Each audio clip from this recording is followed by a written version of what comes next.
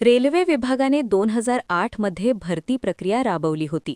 या भरतीसाठी आलेल्या उत्तर भारतीयांना मनसेकडून मारहाण केल्याच्या आरोपावरून मनसे प्रमुख राज ठाकरे यांच्यासह त्यांच्या सहकाऱ्यांवर गुन्हा दाखल झाला होता. या प्रकरणाची ठाणे न्यायालयात सुनावणी झाली. यावेळी राज ठाकरे यांनी न्यायालयात उपस्थित राहून गुन्हा मान्य नसल्याचे न्यायालयाला सांगितले. त्यानंतर न्यायालयाकडून आता हा खटला पुढे सुरू करण्याचा निर्णय घेण्यात आला आहे. या निवडणुकीच्या तोंडावर या गुन्ह्याच्या सुनावणीसाठी मनसे प्रमुख राज ठाकरे यांच्यासह त्यांच्या सहकाऱ्यांनी ठाणे न्यायालयात गुरुवारी हजेरी लावली. ठाणे न्यायालयाचे न्यायाधीश अभिजित कुलकर्णी यांच्यासमोर या मारहाण प्रकरणाची सुनावणी झाली. न्यायालयाने गुन्हा मान्य आहे का असा प्रश्न विचारला असता राज ठाकरे यांनी हा गुन्हा मान्य नसल्याचे सांगितले. त्यामुळे आता हा खटला पुढे चालविला जाणार आहे. मला वाटतं राज ठाकरे साहेब आज ठाण्यामध्ये कोर्टात आले होते आणि आज रेस्ट हाऊसला इथे आले होते. शेवटी ठाकरे बंधू एकत्र आल्यानंतर शेवटी ते सुद्धा आमचे नेते आहेत, त्यामुळे आज त्यांना सुद्धा सदिच्छा भेट द्यायला इथे आलो. सर, महापालिका निवडणुका जवळच आहेत. ठाकरे बंधू तर एकत्र आले, मुंबईमध्ये चर्चा सुरू आहे. अजूनही जाहीर करण्यात आलेलं नाहीये की युती होणार की नाही. ठाण्यामध्ये नेमकी काय परिस्थिती आहे ठाण्यातल्या राजकारणात?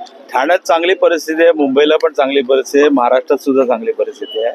आणि दोघं एकत्र आल्यानंतर मला वाटतं नक्कीच या महाराष्ट्रामध्ये खऱ्या अर्थाने या ठिकाणी तुम्हाला चांगलं वातावरण बघायला मिळेल.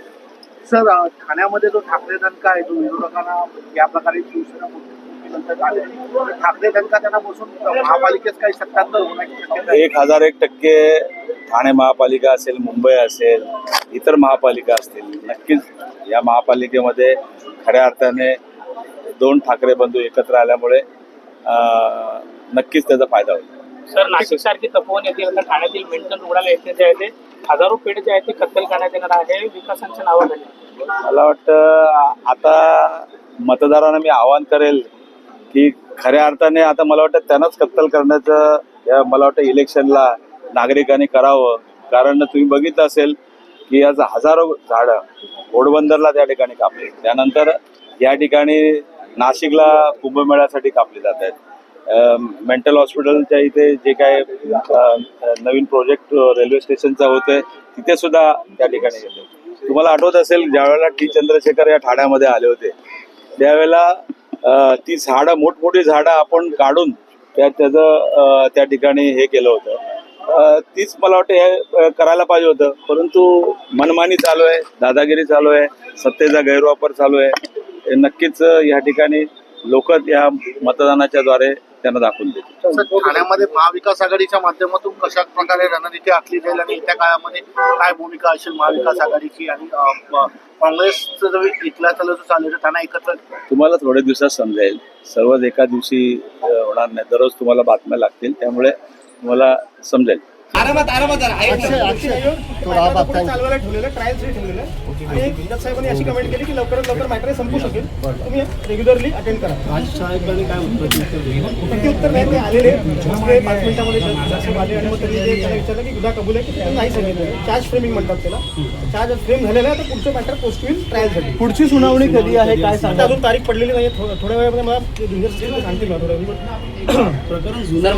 नेमकं प्रकरण काय प्रकरण 2008चं आहे. 2008चं प्रकरण जे रेल्वे भरतीचं होतं प्रकरण होतं त्याच्यामध्ये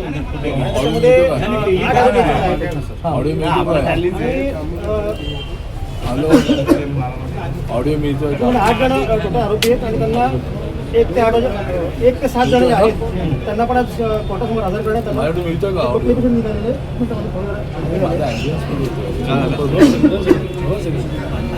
पाणी पाणी पाणी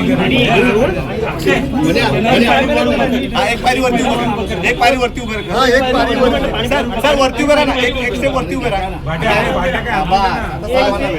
जण आरोपी होते. त्याच्यामध्ये चार्ज फ्रेम करण्यात आलेला आहे आणि लवकर ट्रायल सुरू होईल. सुरुवातीला याच्यामध्ये 7 आरोपी होते. सप्लिमेंटरी चार्जशीट दाखल झालेली आहे आणि आता लवकरात लवकर ट्रायल चालू होईल. हे लवकरात लवकर कन्क्लूड असं वाटतंय. आणि 2008चं प्रकरण आहे रेल्वे भरतीचं. त्यांच्यावर गुन्हा नेमका काय दाखल केला? रायटिंग आहे. आणि प्रक्षोभक भाषणं वगैरे देणं हे सगळे आरोप त्याच्यामध्ये ठेवण्यात आलेले आहेत, पण ते आपण अमान्य केलेले आहेत. महिन्याभरामध्ये हे प्रकरण संपवण्यात करून सहकार्य करायचं न्यायाधीशाने स्वतः सांगितलं आणि आपण ठाकरे प्रत्येक सोडवेला यापूर्वी हजर आहे. त्याची गरज नाहीये, कारण की आपण एक्झामिशन देऊ शकतो आणि राज्यसभेत येईल.